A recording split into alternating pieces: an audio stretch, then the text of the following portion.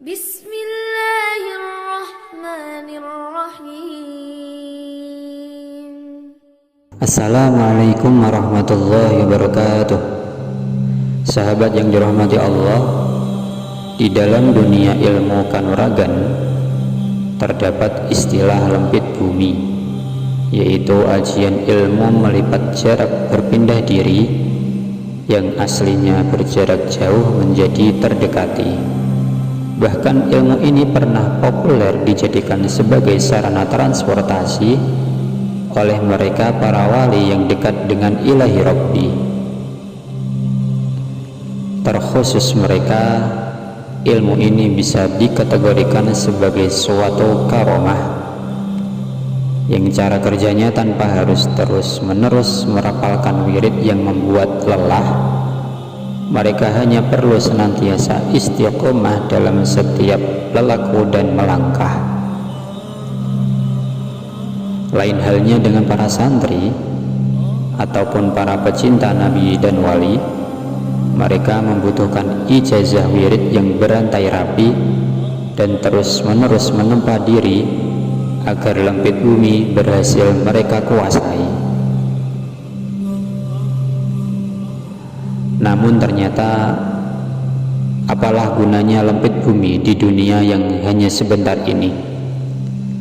Tentunya kita lebih membutuhkan ilmu tersebut ketika di akhirat nanti, tepatnya ketika jembatan atau sirat harus kita lintasi, meninggalkan padang mahsyar dan menuju surga yang sangat kita rindui. Ya, sirat adalah rute terakhir sebelum surga kita masuki. Ukurannya lebih tipis daripada rambut satu helai, dengan tingkat ketajaman melebihi pedang ataupun pisau belati. Jarak tempuhnya pun lamanya minta ampun, yaitu perjalanan 3000 tahun dengan lintasan menanjak 1000 tahun ditambah perjalanan datar 1000 tahun, dan bahkan 1000 tahun lagi perjalanan menurun. Yang membuatnya semakin terasa menakutkan, terdapat jurang yang dalam di bawah jembatan. Dengan nyala api neraka yang berkobaran, Rasulullah Shallallahu Alaihi Wasallam pun merasa kebingungan, memikirkan nasib umatnya yang pastinya butuh pertolongan. Lantas, apakah mungkin orang mukmin bisa melewatinya? Dan bagaimana proses melewatinya? Terdapat 7 golongan orang mukmin yang melewati sirat dengan proses yang berbeda-beda di setiap tingkatannya. Yang pertama adalah siddiqin. Mereka melewati sirat secepat kilat yang menyambar. Yang kedua adalah golongan ulama yang melewati sirat secepat angin yang berhembus kencang. Yang ketiga adalah budala. Mereka adalah wali yang di setiap masa berjumlah 7 orang.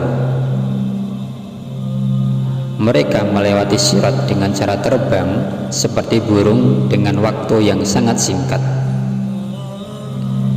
Yang keempat adalah syuhada, melewati sirat dengan berlari seperti kuda balap dengan durasi setengah hari.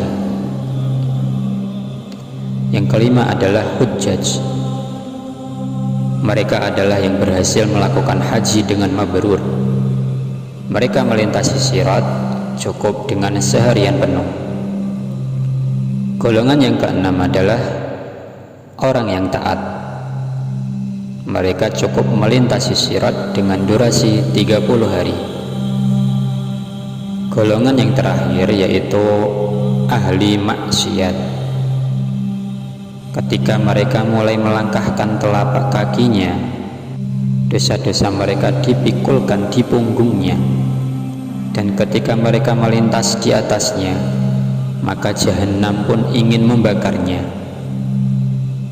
Namun betapa beruntungnya mereka ketika si jahanam melihat cahaya iman yang ada di hati mereka. Jahanam pun berkata, Lewatlah wahai orang mukmin, cahayamu memadamkan kobaranku. Sahabat yang dirahmati Allah, kita patut bersyukur terdapat amalan untuk mempermudah melewati jembatan sirat ini, yaitu amalan lembit sirat. Dengan istiqomah membaca 4 kali amalan ini di setiap ba'da maktubah atau setelah selesai sholat fardu, insya Allah sirat akan dilipat menjadi 4 hasta. Bahkan ada yang mengatakan menjadi hanya 1 hasta saja. Subhanallah. Amaliyah ini juga senantiasa dilantunkan oleh beliau Mbah Maimun Zubair di musola pondoknya sehabis sholat maktubah. Berikut bacaan amalannya. Asyhadu an la ilaha illallah wahdahu la syarikalah, ilaha wahidaw wa rabban syahidaw wa nahnu lahu muslimun. Dibaca 4 kali. Demikianlah sahabat penjelasan mengenai amalan lembit sirat. Semoga kita yang berstatus mukmin pada akhirnya akan mampu menampakkan cahaya keimanan kita, sehingga akan terhindar dari kobaran jahanam dan dengan nyaman melewati sirat menuju surga.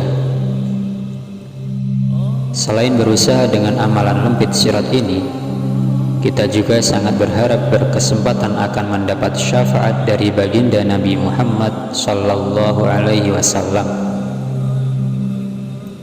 Amin ya rabbal alamin. Wallahu a'lam bishawab. Terima kasih. Assalamualaikum warahmatullahi wabarakatuh.